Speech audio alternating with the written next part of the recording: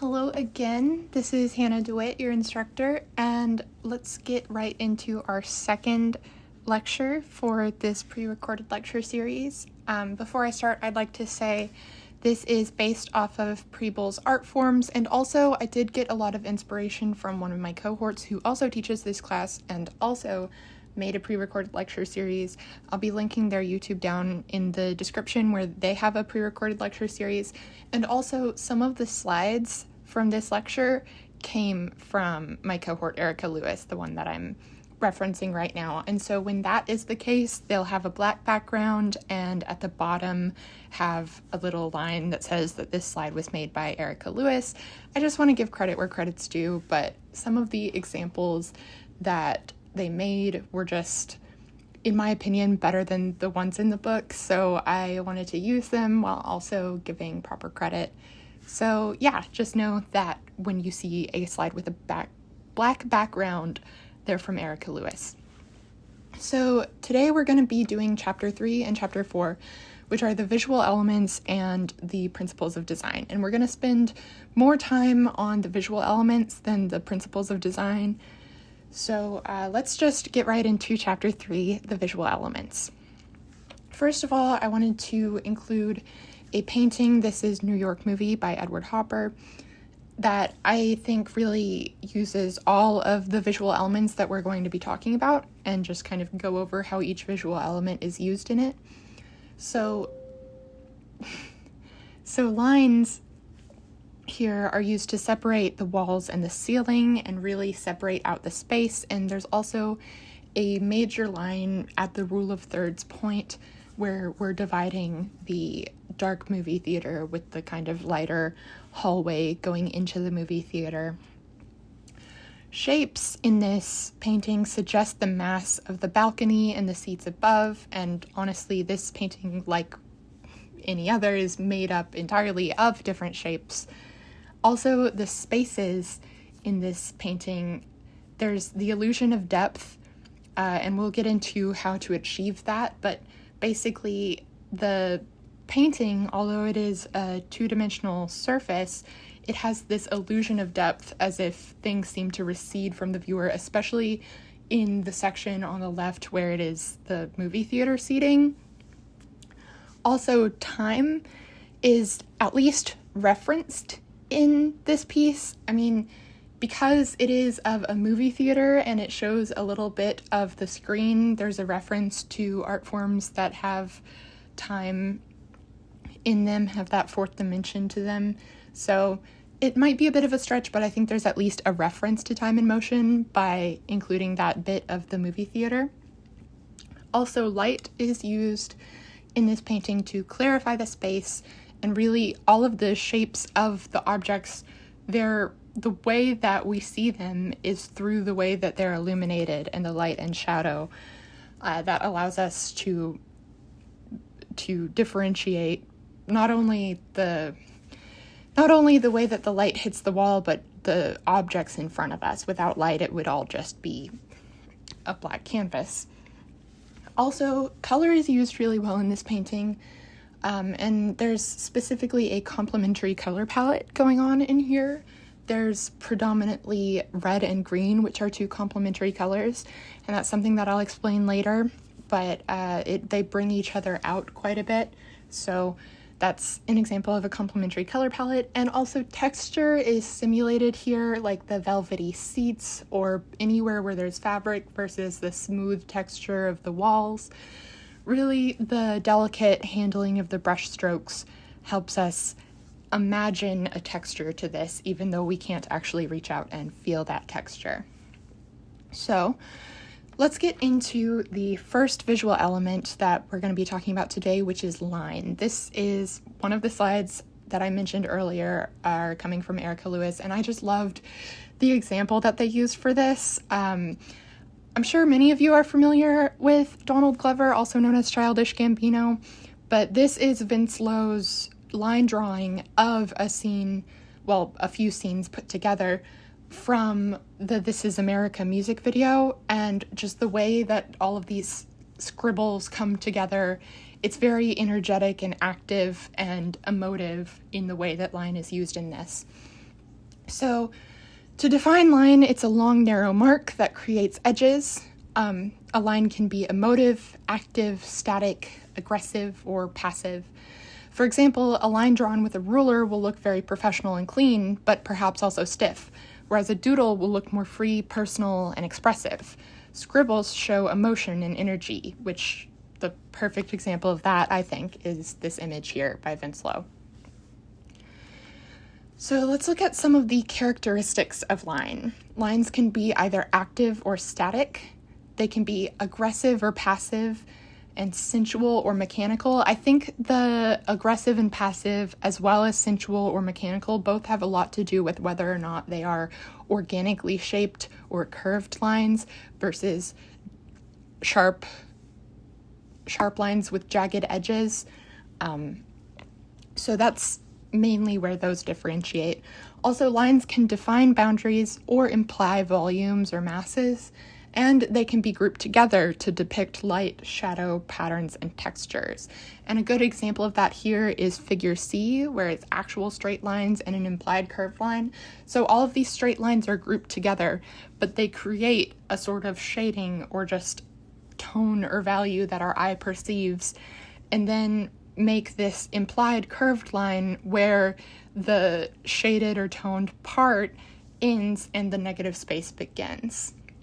These images also are all just examples of different lines and different ways people can use line.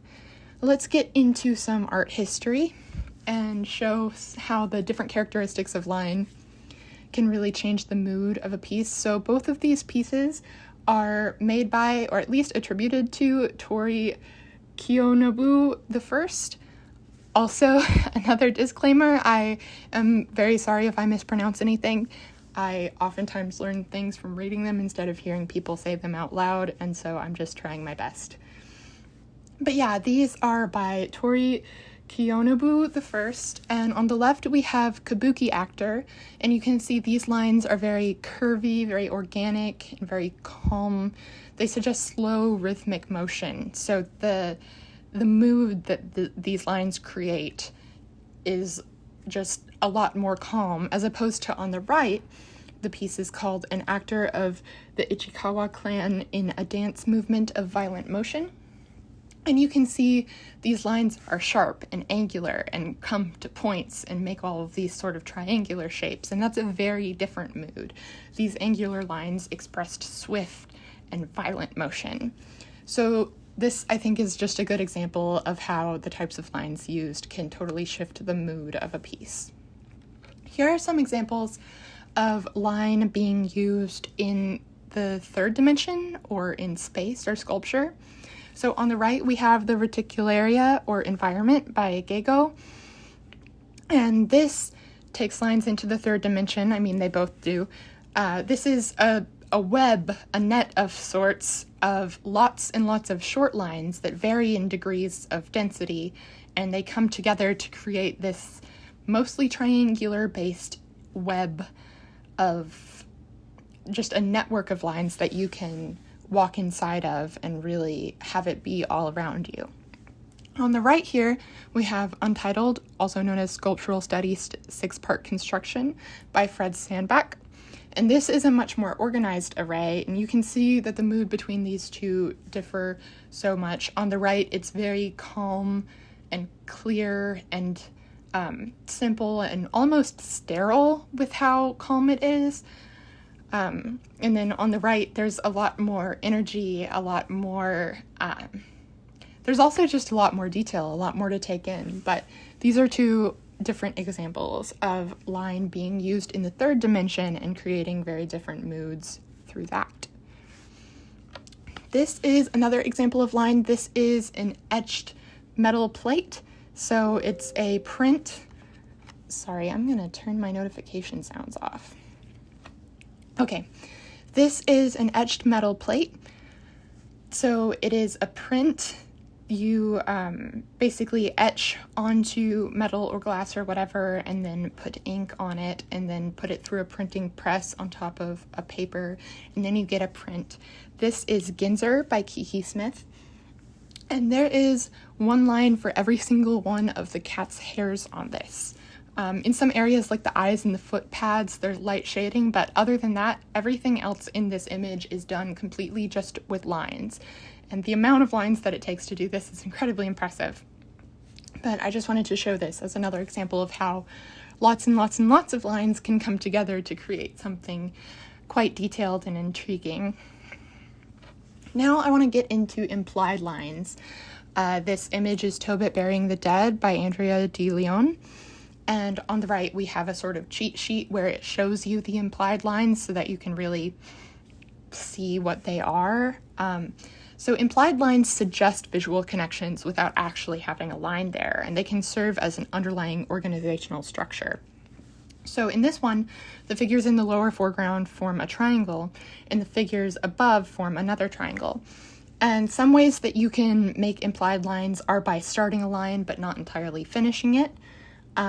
You can have it be started at one point and then continued later, and the space that the line is not continued is implied. Also, lines of sight can be made into implied lines. For example, the dog looking up at the person in the white robe is an implied line of sight. Also, on the sort of platform above the upper triangle of people, the person sitting down with the blue robe only on one side of them, they're looking up at another person, and that is an implied line there. Also, up there on that same platform, the person who is in a sort of tannish robe is pointing, and that point finishes the implied line by bringing it down. We imply in our mind where that line's meant to continue.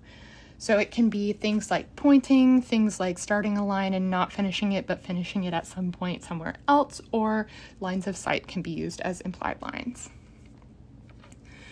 Here is another slide from Erica Lewis, but I really liked the way that they explain hatching and cross-hatching. And also, we're going to get into what contour is. So before I start, I just want to kind of explain the difference between contour in visual art and contour in makeup, because a lot of people learn the word contour first from makeup, and it's kind of the exact opposite meaning when we're talking about contour lines in art. So just in case you learned the word contour from makeup, I want to explain. In makeup, you're basically trying to create shadows and really blend things out and make it like an illusion of something being just like a natural shadow there. When you're talking about contour lines in a drawing or a painting, it's literally like an outline, like a sharp, not necessarily sharp, but it's just a straight up outline of something. It's not blended whatsoever. It's the line that shows where an object ends and the rest of the space begins. So, for example, in this Alice in Wonderland drawing, I'd say a pretty clear just contour line is on her, I guess it's her left, but it's our right foot, where there's just one line where the edge of her ankle and calf ends and the rest of the space begins. That is a contour line. So I just wanted to kind of explain, because in case you learned the word contour the other way, it might be a bit confusing. But also, let's talk about hatching and cross-hatching. So hatched lines can be straight, or they can curve around the subject. Like a good example of that is how the hatched lines curve around the facial structure of George Washington in the $1 bill here. And hatching is basically doing multiple lines in a row to create a sort of, your eye perceives it as a gray, like it's, instead of coloring in something completely black, it makes it a gray. And then to make a darker gray in your eye, you can put more hatching closer together, or you can do something called cross-hatching, which is when your hatching goes in multiple directions and the lines cross over each other, and that creates rich shadows. So a good example of this is in the Alice in Wonderland illustration. You can see in that kind of dark corner of the bottom left, where it's the corner of the room behind the little table pedestal thing, you can see there's some parts that are just hatching, just lines in one direction, and then the parts that are darker have hatching in multiple directions, and that creates a darker value. Moving on to shape. Shape is the area within an outline of an object or figure. In two-dimensional cases, it appears flat, having only height and width, and in three-dimensional cases, it has mass or volume. So it has height, width, and the addition of depth. Let's talk about geometric versus organic shapes. Geometric shapes, I've got some examples here, are precise and regular, such as circles, triangles, and squares. They're often made with the help of tools such as rulers or compasses. It's really hard to make a perfect almost impossible to make a perfect geometric shape just by hand. Artists, if they want that geometric look, they'll usually use a tool like a ruler or a compass or one of those angle rulers that you have in geometry class. I think you know what I'm talking about, but yeah. And then the most common shapes in the human-made world are geometric. Now, to contrast that, here are some organic shapes. They are irregular, often curving or rounded. They seem more relaxed and informal than geometric shapes, and most shapes in nature are organic. So that is to contrast how most shapes that come from man-made things are geometric. Nature normally makes shapes that are organic. Also, another word that suggests shapes based on natural forms is biomorphic. That's just another way that people phrase it. But yeah, these are some examples of organic shapes. Also, let's get into FigureGround Relationship. A FigureGround Relationship is a fundamental aspect of perception, and it allows us to sort out and interpret what we see. So for example, in this image, there's sort of like a black circle that has things cut out of it. And if you stop looking at the black as the figure and make it the ground, then you see a white square in the middle of it.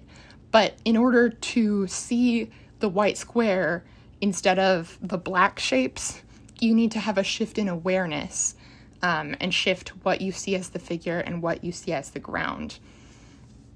So use of negative spaces that become shapes when you look at it with a different expectation for what the figure is and what the ground is. So here is another example of that, but also getting into FigureGround ambiguity. Some artists intentionally confuse space and depth by using FigureGround ambiguity or FigureGround reversal. And to explain what I mean when I say figure and ground, the figure is the subject or subjects in front of the pictorial plane, while the ground is the background that pushes the figure forward. So if there was a picture of an apple on a white piece of paper, the apple would be the figure, the white background would be the ground. However, in this example, the FigureGround relationship is confused. Are the black birds in front or the white fish? Where does the bird stop and the ocean begin? The sky and the fish? There is no answer. Which is the answer for this? Basically, it's intentionally meant to confuse you as to what the figure and the ground is, because if you look down at the bottom where there is a fish, it's very clear that the fish is the figure and the black background is the ground.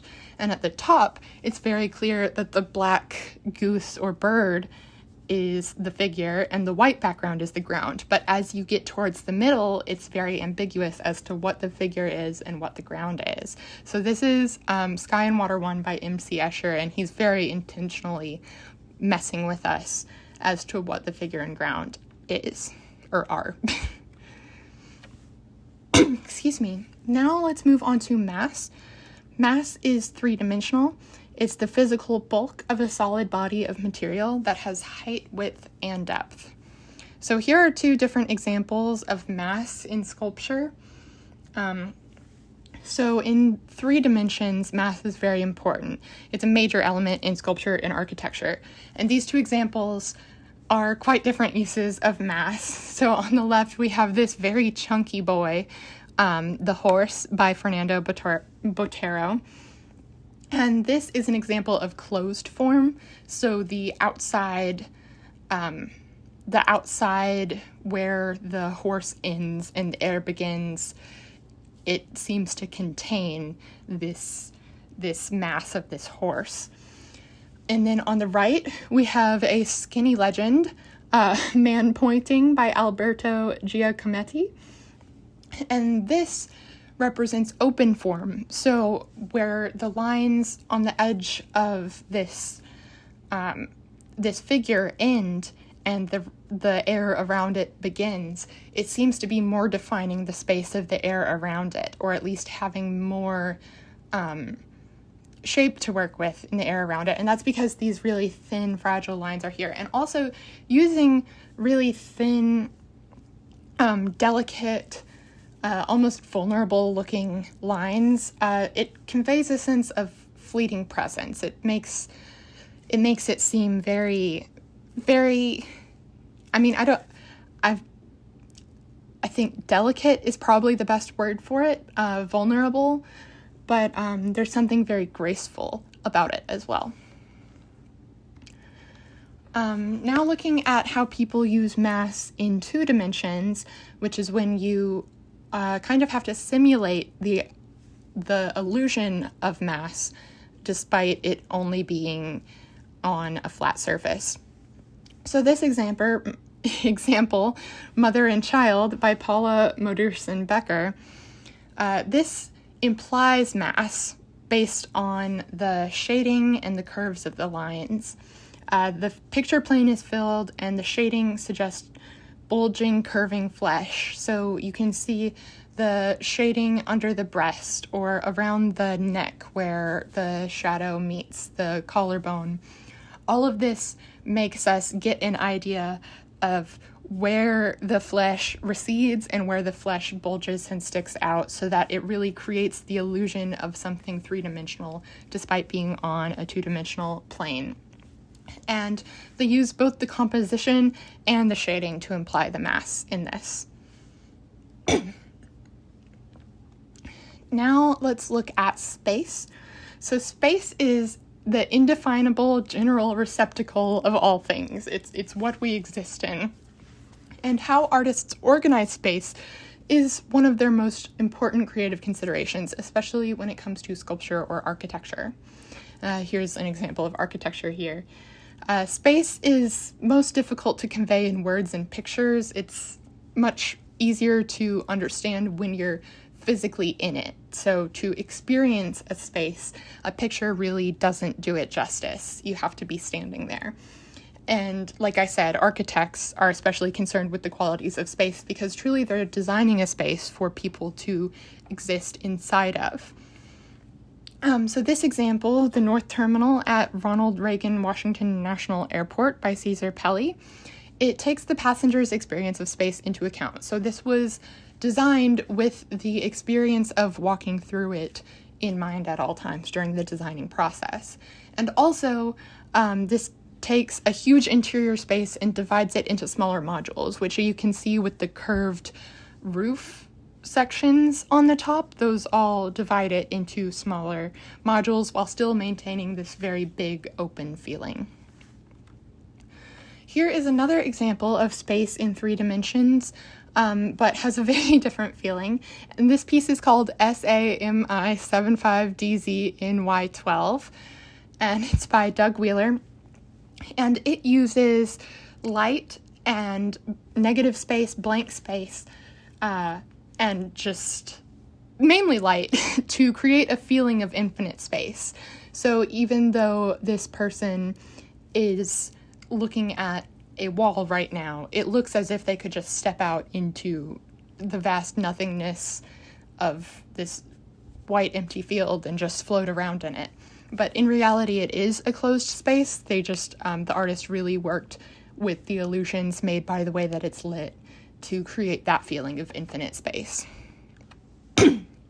Now, let's look at space in 2 dimensions. So this is like drawings and paintings when we see the space of the surface all at once and trying to create illusions or not create illusions, depending on what your goal is, of something 3-dimensional on a 2-dimensional plane.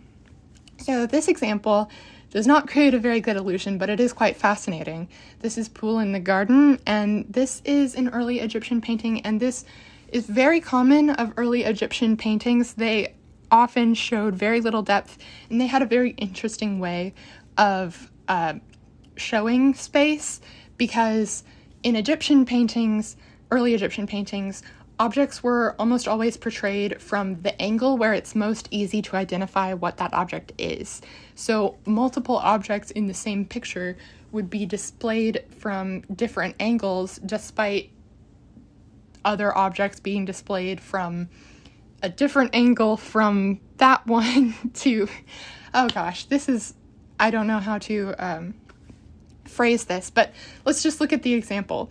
So the pool is shown from above, but all of the trees and the person up in the upper right hand corner are shown from the side, and all of the fish and birds are also shown from the side. That's because it's easier to identify a tree or a fish or a bird or a person by looking at it from the side rather than looking at it from above and just seeing like the top of its head or just like a cloud of leaves instead of seeing the branches and the stem.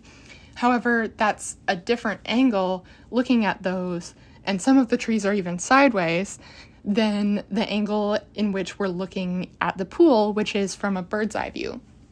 So basically, early Egyptian paintings and drawings would have multiple perspectives all in one picture so that each object in the picture is depicted from an angle that is easiest to identify it. Now let's get into implied depth. This is once again trying to make the illusion of depth on a two-dimensional surface, and almost any mark on a picture plane begins to give us the illusion of depth. But there are some certain clues that you can use intentionally to make spatial depth to make that illusion. So you can overlap things on top of each other. You can make things diminish in size, so they're smaller as things get farther back. You can use vertical placement, so things that are higher up on the canvas or paper are farther back. And on the right-hand side, you can see using all three of these, both overlap, vertical placement, and diminishing size, creates the most successful illusion of depth out of all of these images. So let's get into an example of implied depth. Now, the viewer may be conscious of a picture's actual flat surface and the fact that the depth is just an illusion.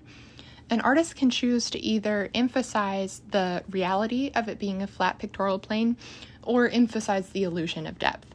Or many times artists will strike a balance between the two extremes. Now, for this example, Still Life with Apples by Paul Cézanne, he's using suggested depth in various ways. So there's a sort of horizon line of the tabletop. Any horizontal line like that, our eyes automatically and brains want to recognize it as a horizon line. But there is a bit of a gap in the middle of the horizon line between the apples and the green fruit. I'm gonna go with mango, between the apples and the mango. So that does confuse the illusion a little bit, which is a bit playful. I'm sure that's intentional. And also, the pictorial depth is shown by overlapping and vertical placement of the fruit. So, for example, the lemon is overlapped over the mango behind it, but also it is placed lower on the canvas than the mango behind it. And both of those together show that the lemon is in front and the mango is further back. The flattened overall space can be seen with the patches of parallel brush strokes, and this is especially apparent in the background of not the table, but the wall behind it. You can see these brush strokes together, and it really shows the flatness of that. And also, the space behind the tabletop is unclear, and by that I just mean that you can't make out what it is. It could be a wall, or it could go further back and be a wall, but you really don't know how far back it goes. And that is okay. You know, as things go farther back, you are able to see less detail, and it makes less sense to the eye. So that's just some of the ways that Cezanne is implying depth in this still life image. Now, let's talk about some of the ways that you can make sure to imply depth. So this is perspective. Perspective is any means of representing a three-dimensional object or objects in a space that is on a two-dimensional surface. Now, the first way of showing perspective that we're going to talk about is linear perspective. It was perfected during the 15th century in Italy, and it's based on the way we see, and it is quite literally a mathematical way to show the perspective of something. On the left here, we have two different examples of one-point linear perspective, where everything comes together to one point, that is the vanishing point. And then at the bottom, we also have an example of two-point linear perspective, where there are two vanishing points that everything goes back to. But basically, linear perspective works when you break out a ruler and you draw a horizon line and you pick a point on that line that is your vanishing point, where everything goes back into space and becomes like you can't see it anymore at that point. That's why it's called a vanishing point. And you make all of the lines in the image go from the place where they start directly to the vanishing point. And so you use a ruler to make sure that they're all going exactly to that same vanishing point to make sure that the linear perspective is perfect on there. Let's take a closer look at linear perspective using one of art history's most famous examples of it. So this is The School of Athens by Raphael. And here I've got a bit of a cheat sheet to help you see. On the right, the figures are sort of photoshopped out of it, so you can really see the way that one-point linear perspective is used just in the architecture, in displaying the building itself to really show the depth of that. And then on the left, there's included some white lines that show how all of those lines are used to go straight from the object to the vanishing point, making sure everything geometrically lines up so that everything points to that vanishing point. Another way that you can show perspective is atmospheric perspective. This is possibly my favorite way of showing perspective, especially because you don't have to bust out a ruler for it. This is a nonlinear means for giving an illusion of depth, and it's created by changing color and level of detail. So in this example, Kindred Spirits by Asher Brown Durand, it both provides the sense of vast distances in North American wilderness, but also implies a deep space that appears as an extension of the space that we occupy. So as you can see in the middle, the mountains really recede back into space, whereas up front you can see the details of everything and the figures. As you get farther back, things become less detailed, and they also lack contrast from each other, and that is the main thing that makes them recede in space. So instead of having contrasting value or contrasting hues, things become a little bit more samey, a little bit more hazy, and just less contrast as you go farther back. Here's another example of this, Poet on a Mountaintop by Xin Zhu. And in this one, near and distant mountains are suggested by washes of ink and color on white paper.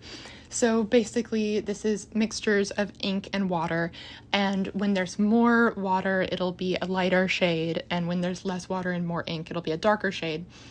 And as things go farther back, the artist has made this, they have made the mountains become lighter as they go farther back, and therefore less contrast from the white background. So you can see it's not just that they're getting lighter, but it's that they're contrasting less from the background is the most important thing here. And it implies the space and the atmosphere very well. And I think that the best way to understand atmospheric perspective is actually just to look at distant mountains. So here is an example. It's just a photograph of a distant mountain range, and you can see as the mountains get farther away, they become less detailed. So the one that is at the very bottom, you can actually see the different branches at some of the areas of the trees. You can make out what the trees are. As you get further back, you can't tell what the trees shapes are at all as you get all the way back to the most distant mountains.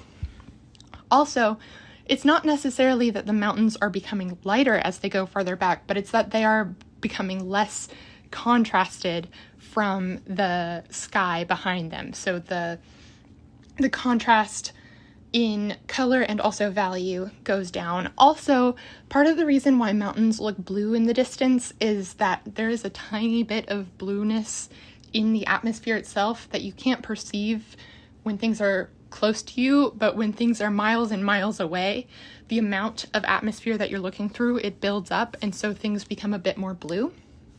So that is why mountains look more blue in the distance. But this is basically just a perfect example of atmospheric perspective in nature. Now let's look at time, which is another visual element, although it is not necessarily in the visual of like 2 dimensions or even 3 dimensions, but time is the 4th dimension, and it is invisible, but it can be made perceptible in art. Now, non-Western cultures teach time as cyclic, which you can tell that in this Aztec stone calendar here that we have on the right. On the other hand, Western culture, and specifically Judeo-Christian traditions of Western culture, teach time as linear, as getting from point A to point B. And on the left here in this image, the meeting of St. Anthony and St. Paul by Sasetta, you can see that this almost functions like a comic book spread, except without separate panels. But if you read things from left to right and top to bottom, then you can see that this tells a story about these 2 characters meeting each other. And it progresses in time as you go, and it leads your eye through this kind of zigzag motion as you look at the story unfold all in one image. So that is a way that things that occur over time can be displayed in just one still image. Also, motion. Motion can be displayed in many ways and can be captured in a single energetic pose or blurred lines connecting different poses. All of these figures' motions are captured with erratic, energetic, blurred lines and overlaying the different frames of the motion. So for this just delightfully wiggly little dog here, this is Dynamism of a Dog on a Leash by Giacomo Balla. And this, I think, is a perfect example of how to show motion and things that change in space over time despite it being a still 2-dimensional image. Is they have all of these ways that the dog and the leash and the person walking its feet, all of these different sort of still frames that they would have been at moments close together in time, and they're overlapping each other so that you get this kind of blurred effect where you get an idea of what the motion is and what it would be over time, despite it being just a 2-dimensional image. And then on the right here, Nude Descending a Staircase by Marcel Duchamp is another very famous example of showing a motion despite being a 2-dimensional image. This figure is displayed over and over again. As they're walking down the stairs, you can see the way that their legs would move, especially the leg that's closest to us. It's very abstracted, but you can see how it is this idea of the figure moving over time, but us seeing fragments of where they are at different points in time, all overlapping each other, so that we get this idea of motion. Another example of motion in art is actual motion. So some artworks actually move. Artists have harnessed the forces of wind and water and also put things on motors. There's plenty of moving art out there.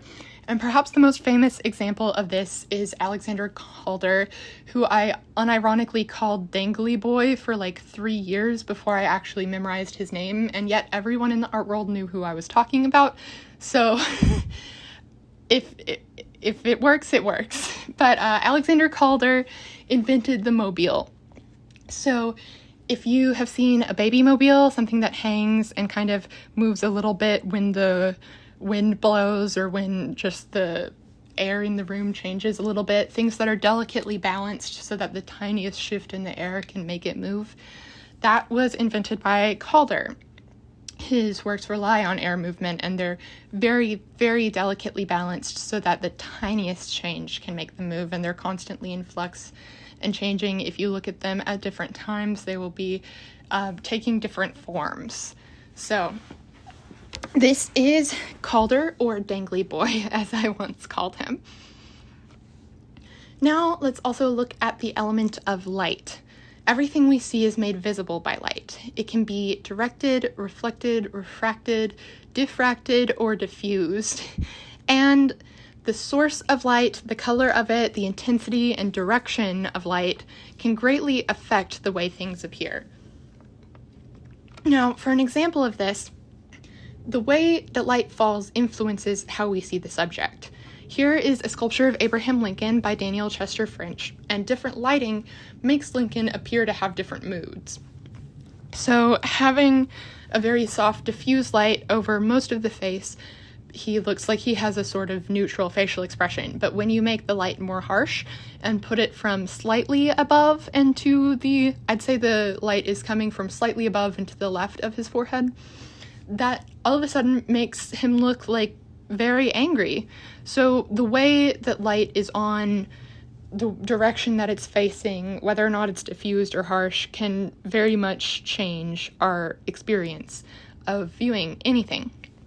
Also, a word that you're going to be hearing a lot from me, and I will be explaining more later, is value. And that is the relative lightness and darkness of surfaces. So rather than saying how light it is or how dark it is, you in art would just say that is the value. It has higher value or lower value. So now getting into implied light, or how light is perceived as a relationship. Value is perceived as a relationship rather than an isolated form. So the relationship between light and dark can be illustrated here on this image. The sort of sideways capital I shape is all the same value of gray, yet it appears to change in value from one end to the other. On the left side, the gray of the sideways I shape looks darker because it is contrasted with something that is of lighter value behind it. Whereas on the right side, the gray looks as though it is lighter because it is contrasted with the darker color behind that. So this is basically just illustrating how value is just a relationship of how light and dark things are compared to what is next to them. There's not like a definition of this shade is dark and this shade is light, because it'll look lighter or darker depending on what you put next to it. Another important thing with light, especially throughout art history, is chiaroscuro. This is just a very dramatic, moody way of using light, and it became very famous and very popular. This example of it is Self-Portrait by Francois Bonvin, and in it, it's a portrait, a self-portrait within a dark room using only one light source. And this very dramatic lighting, this style of lighting is called chiaroscuro. It's the dramatic contrast of light and shadow. And the word itself, chiaroscuro, can be broken up into chiaro meaning light and oscuro meaning dark. So it's literally right there in the word. The meaning of the word is within it. Also, chiaroscuro creates the illusion that figures have roundness and bulk. It can really help make that illusion of depth when you use a style that really uses chiaroscuro. Now, some artists use light itself as a medium, and the examples that the book wanted me to show you were not James Turrell, and they're just not as good as James Turrell. I would say James Turrell is the most famous artist that uses light as a medium. You might know him from his work on a particular Drake music video, but I just wanted to show you guys some James Turrell, because if you're gonna learn about an artist that uses light, you gotta learn about him. So yeah, this is just absolutely stunning, the color, the atmosphere, and I've been told that experiencing a Turrell artwork in person is completely different from seeing an image of it, because it is just an immersive experience in which you're inside of this color and light atmosphere. I've only seen one Turrell in person, and I would agree with that it is so different to see it in person and to be inside of it than to just look at an image. But the images are completely stunning nonetheless. And here is another slide of a bunch of Turrell artworks, because they're just so good, and I just wanted to show you. The one in the middle on the bottom is the one that I saw in real life, and you can't really tell from this image, but that blue square on the ceiling is actually a cutout to the roof. You can really tell that on the far right image that is just an open hole to the roof, and they actually have to have a mechanism where they can close that hole whenever it starts to rain. So yeah, but using both natural light and artificial light, it's just chef's kiss. It's just gorgeous, and I just wanted to make sure that you all got to see and admire that. And I think that would be a good transition into the visual element of color, because Turrell also clearly works a lot with color. So color is a component of light that affects us directly. Different colors can modify our thoughts, moods, actions, and even our health. And also we express ourselves through color, and different cultures follow established customs with color. So certain colors will be traditional and mean certain things and mean very different things in other cultures. An example of this is the idea of a white wedding dress. That's not universal, actually. And in India, it's traditional to wear a red dress when you're married. But yeah, color is actually has quite a bit of science behind it. So let's get into the physics of color. Objects that appear to have color are merely reflecting the colors that are present in the light that illuminates them. And by that, I mean that something that is, let's use the apple example again. If you have a red apple and you turn all the lights off and the apple is in the dark, that apple is not red. The redness is not an inherent quality of that apple. The redness only appears when light goes onto the apple and bounces back to us in the form of a wavelength, and that wavelength is the certain wavelength that is what we perceive as the color red. So color is entirely dependent on light. It is light.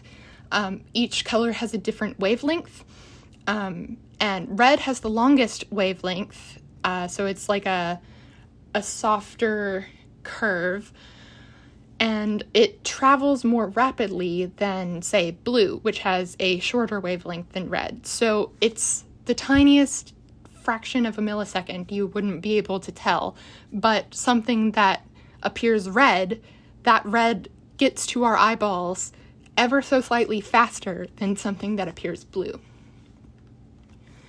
As far as pigments and light, one thing to learn is the definition of local color. Local color is just the color that appears to our eyes as that of an object, so it would be the color of red for the red apple. Even though it's not inherent to the object, it's reliant on the light, we see the color as local to that object. And it's determined by which wavelength of light is being reflected or absorbed. So if a different wavelength is being reflected or absorbed, then you'll see a different color. If all wavelengths are absorbed, then the object appears black. And if all wavelengths are reflected, an object appears white. That's why it's hotter to wear black in the summertime, because it's absorbing all of the wavelengths of the sun more than white, which reflects those. So the fabric will actually heat up a little bit more because of it absorbing all of those wavelengths of light. Now let's get into the color wheel. The color wheel was a concept first developed in the 17th century by Isaac Newton, and it's based on 12 pure hues. And this example of a color wheel really gets into understanding the difference between primary, secondary, and tertiary colors. So primary colors, you cannot make them from other colors. You can't mix two colors together to make red. You can only have a red pigment. The same goes for blue and yellow. Secondary colors are made by mixing two primary colors together, like mixing yellow and red makes orange, or mixing red and blue makes purple. And tertiary colors are made by mixing secondary colors and another color, like a secondary color and a primary color mixed together. But you have to already have the secondary to get to the tertiary color. So tertiary colors are like red-orange or yellow-orange or yellow-green or blue-green or blue-violet or red-violet. It's the more complex colors that you can get by mixing things together. Now here are some examples of color schemes, and all of these are important color schemes, but I really only need you all to understand the top three because they are the most important. If I can get you to understand any color schemes, it would be these three. So a monochromatic color scheme is just when something all has the same hue. So in this example, it's red. If you were to wear an outfit with all red, whether it be different shades of red, that would be monochromatic. That would be a monochromatic red outfit. Analogous colors are colors that are next to each other on the color wheel. So in this example, we've got red with its neighbor to the left, which is purple, and its neighbor to the right, which is orange. And these three colors are so close to each other on the color wheel that they blend together very easily. They look seamless almost when blended together. They're meant to be next to each other, so it's very pleasing and calming to our eyes to see that. So that is analogous colors. Complementary colors, on the other hand, are colors or hues that are opposite of each other on the color wheel. So this example is purple and yellow. But it could be any number of combinations. The complement to red is green. The complement to orange is blue. But yeah, it's basically, if it's on the opposite end of the color wheel, it's complementary. And something very interesting happens visually when we use complementary colors because they naturally bring each other out. So they make each other seem more vibrant when placed next to each other, and they make each other sort of pop, so as to speak. So if you have blue eyes, you might want to wear an orange shirt if you want your eyes to look more blue. This is oftentimes used. You'll notice that a lot of sports teams use complementary colors, like colleges do, because they make each other pop out. But anything that you really want to make the colors stand out, and also if you use two colors that are very bright and the perfect complement of each other, they'll have this sort of effect where they almost seem to like make each other like vibrate. People refer to that as making the colors hum. And you'll see that in the next example. But another thing about complementary colors is that when you mix them together, it's not so pretty. You'll get a very muddy brown color. So it's basically, if you need to make a brown color, the quickest way is to mix two complementary colors together. So when you mix analogous colors together, it's like they're meant to be mixed together. They're next to each other on the color wheel. They blend together really nicely. When you mix complementary colors together, they cancel each other out and create a brown. Now, here are some examples of artworks using these color schemes. On the left, we have Path by Jennifer Bartlett, and this is using a predominantly analogous color scheme. We've got these cool tones, the greens, blues, and purples all together.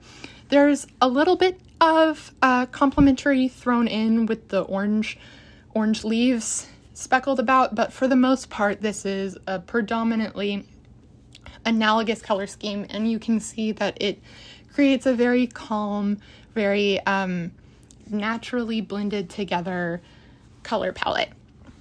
On the right, this is Untitled or Square Head with Three Eyes by Keith Haring, and this uses two very bright, perfect complement of each other colors. So this, if you kind of look at it and focus on it, you can start to see what I mean, or what people mean when they say that the colors start to hum.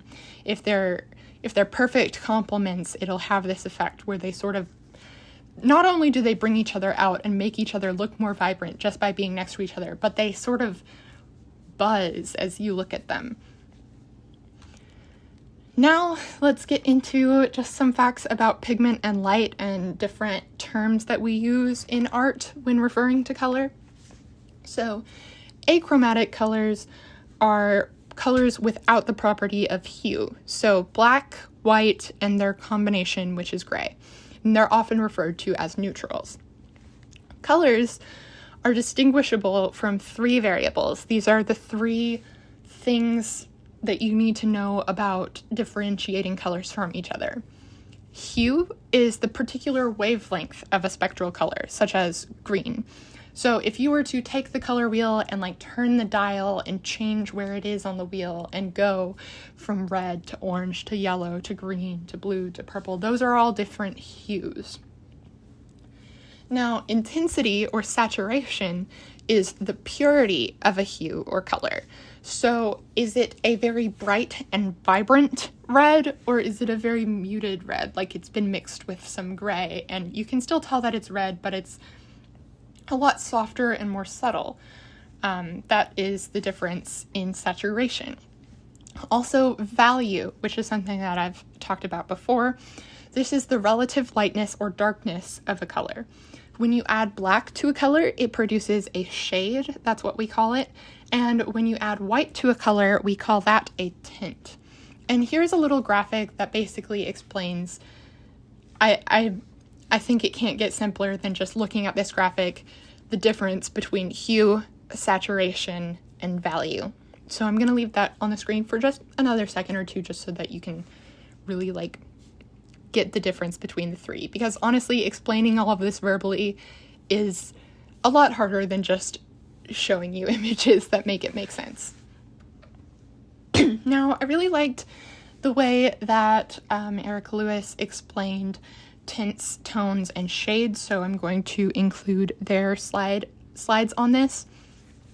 Color is the general term for everything that we see. Value is the level of light and dark. You could draw a green object with a blue shadow or a blue shade as long as the value step is correct. A hue is a color on the color wheel with no additive. Primary, secondary, or tertiary colors are all hues. A tint is a hue plus white, any amount of white, ranging from the hue itself to white by itself. This might make things appear brighter, but instead of brighter, it's better to say that it's paler. It's not as bright as or saturated as the hue itself. A tone is a hue mixed with neutral gray to reduce the color's intensity. So it doesn't change the value of the color, but it does make it more subdued in its saturation. And a shade is a hue mixed with black, any amount ranging between the hue itself to the color black. So this little slide that they made really shows how all of these different hues, you can get a tint out of them by mixing them with white, a tone by mixing them with gray and making them more subtle, and a shade by mixing them with black. And I just think that this is a good visual example of the difference between hue, tint, tone, and shade. Excuse me. Now, I quickly want to go over the difference between additive and subtractive color theory.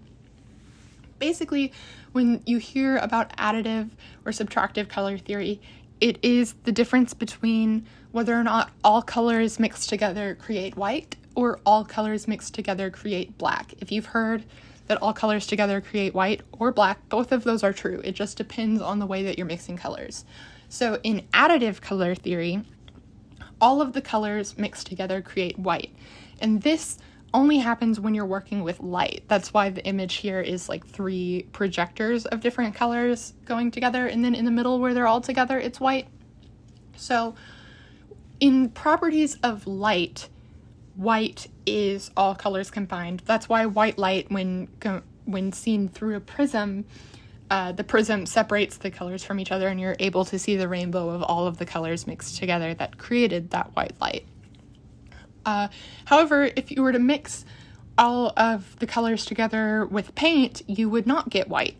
And that's where we get subtractive color theory. So that's when you're actually working with pigments, such as paint. When you're working with that and you mix all of the colors together, in theory, all of the colors together equal black, but in practice, you're usually going to get some kind of muddy brown color. I mean, if you actually took every pigment in existence and mixed it together, you would definitely get a black.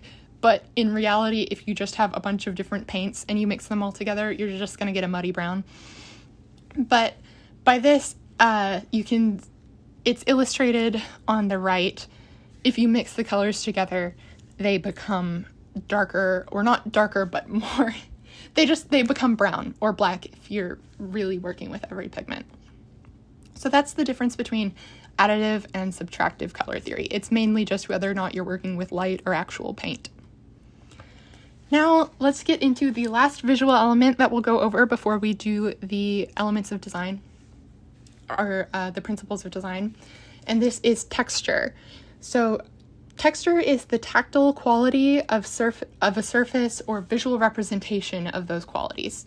It can be experienced through touching, or it can be visually suggested.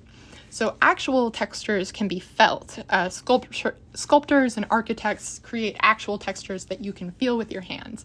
However, on things that are two-dimensional, like paintings and drawings, you have to do simulated or implied textures that create a look like something other than paint. While it is still paint, it looks like it has that texture.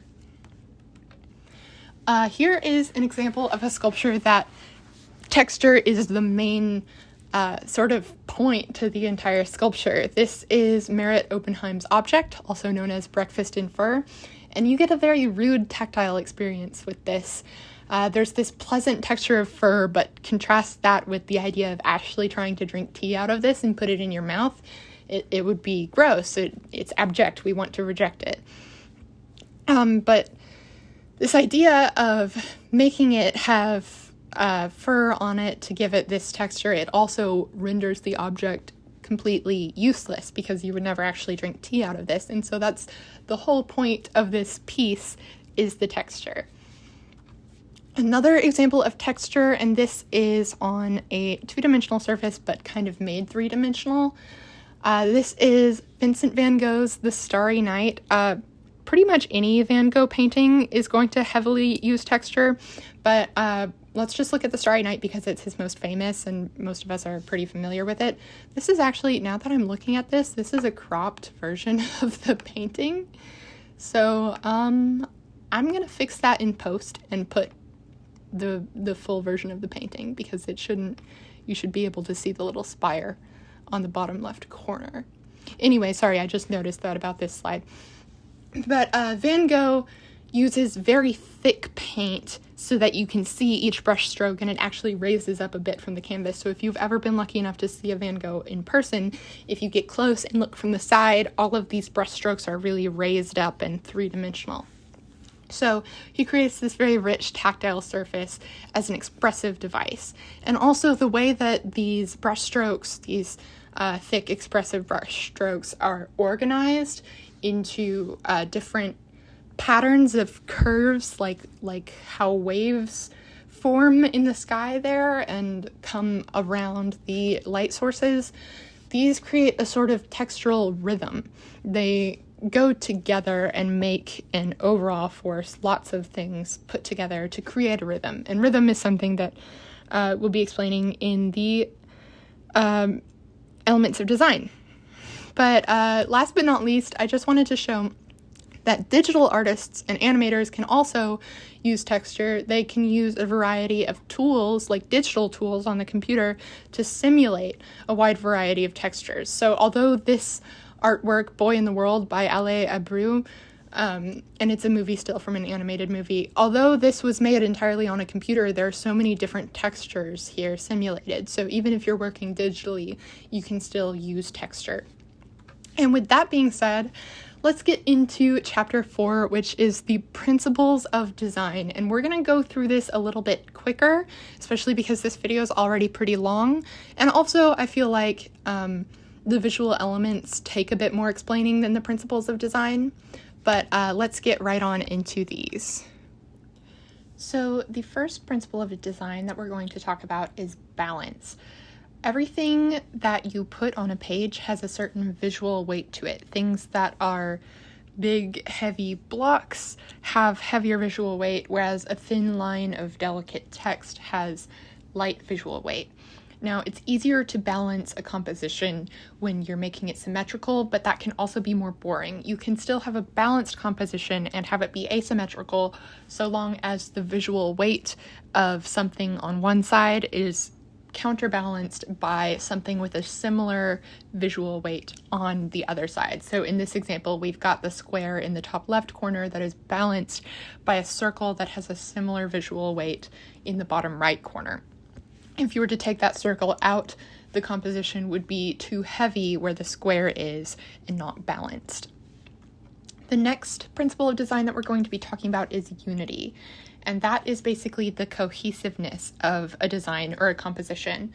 So it's very pleasing to the eye when you make things all kind of fit together. In this example, it's a bunch of the exact same square together, and then when you look at them all together, it kind of makes a larger square. But a good way to keep unity in a piece is to limit your color palette, not use every single color in the rainbow, but kind of keep it, especially pieces with analogous color palettes tend to have more visual unity. But you can also repeat similar shapes or just repetition in general, which is something that we'll get into a little bit later, but that can help build the unity of a piece and just make it all look cohesive. Contrast, on the other hand, is when you have something that is intentionally different from the other things in the composition so that they make each other stand out. So here we've got color contrast, having two different colors, and also size or scale contrast, but basically intentionally having something that is either the opposite or just close to the opposite of what it's next to, so that they both bring each other out and show off. Like, the largeness of this one yellow circle brings out the smallness of the other yellow circle, and vice versa.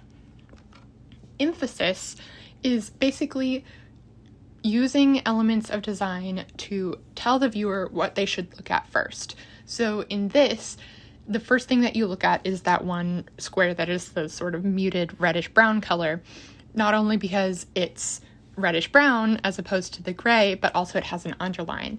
And so especially when you're talking about graphic design, you really want to choose what the viewer is going to look at first and make it intentional of how you're going to make them look at that first. So that's why headlines are so much larger than the rest of the text in like typographical graphic design.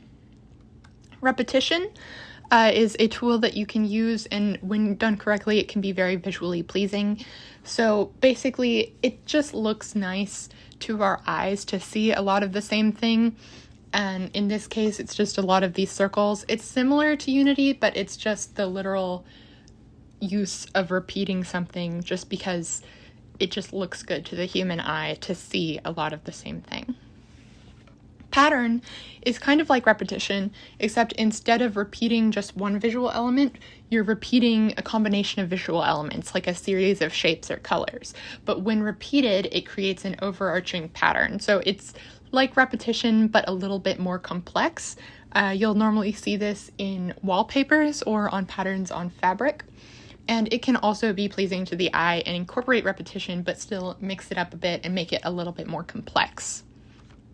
Rhythm is kind of like pattern and repetition, but a little bit more complicated. I think the best way to explain rhythm is to think of it like you would think of rhythm in music. So in a song, the rhythm of the song is not the beat itself. Like, it's not just a plain 1, 2, 3, 4, 1, 2, 3, 4. There's like a bit of syncopation and variance, and you make it a little bit different, but then you repeat where you make those differences. So it's like ba-da-ba, ba-da-ba, ba-da-ba. Okay, I'm like embarrassed at the way that I'm trying to show what a rhythm is, but like basically you make variations, but you repeat those variations throughout to create something that has not just a plain repetition, but a sort of rhythm to it, like a song. That one's a little bit harder to explain, but hopefully I got it across. Next is movement. Movement refers to the way that the viewer's eyes move across the page. So you can intentionally put things in ways so that you pick what they'll look at first, and then you can lead them to what they look at next, and so on and so forth. So in this case, you'll probably look at the lower left-hand circle first and then follow the lines, and your eye quite literally moves like the lines are to get from one circle to the next, to the next, to the next. So a lot of designers will intentionally pick how they want the viewer's eye to move across the page. And also not just graphic designers, but painters and just image makers in general. But you can really curate the exact experience that you want the viewer to have if you're very careful with the visual elements and the principles of design. Now, proportion is also known as scale, and that's just how large things are compared to each other. So in this example, the tree is larger than the house. However, the base of the tree has a little bit less visual weight, so they end up not being that different in proportion in terms of their visual weight, but the tree is definitely taller. But I think that scale or proportion is oftentimes the easiest, most foolproof way to make a visual hierarchy and choose what the viewer looks at first. So like I said, this is why titles are larger and then actual text that goes in it are smaller, because you have to choose what you want the viewer to look at first, and just the easiest way to do that is by making the first thing to look at bigger than everything else. Also, I think that my graphic design professor always told me that if you think that your design is not very interesting, try pushing the difference in scale between things a little bit more than you're comfortable with. So if you already have something a little bit bigger than something else, try making it a lot bigger than the other thing and see what you can do when you push it a little further than you initially want to. Harmony is similar to unity, but different. It's not about having everything be the same, but it's about having everything be cohesive and having things that fit together and look nice together, like having a harmonious color palette or having a sense of balance in the shapes and size. It's kind of like balance, but I often find that harmony has a lot to do with color as well. And then variety is when you intentionally make one element or a few elements, but let's go with one element, very different from the rest. And that can create visual interest and keep the viewer entertained by it instead of having everything be very samey. And those are all of the principles of design. I actually got those slides from a certain website that has like a paragraph or two about each one. So if you feel like you didn't understand any of them, or I just didn't explain it well enough, I'm actually linking that article in the description, and there's just it's not too long to read. There's just a paragraph or two, maybe 3, about each one, and really shows you how you can implement each one. So feel free to check that out if I went through this section a little bit too quickly for you. But yeah, I'll see you guys in class, and thank you so much for sticking through to the end. Have a good one.